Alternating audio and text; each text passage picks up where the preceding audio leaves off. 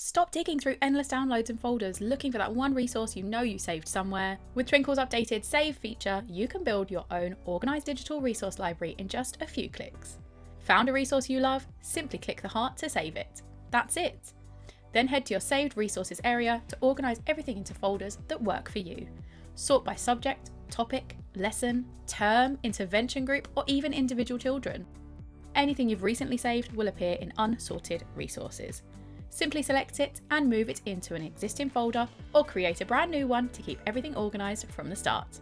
No more scrolling through hundreds of downloads or trying to remember what you called that worksheet weeks ago. Need to find a resource you saved? Just open the folder you created and everything is exactly where you expect it to be. Want even more inspiration? Click Find Similar and our AI will recommend related resources based on what you've saved.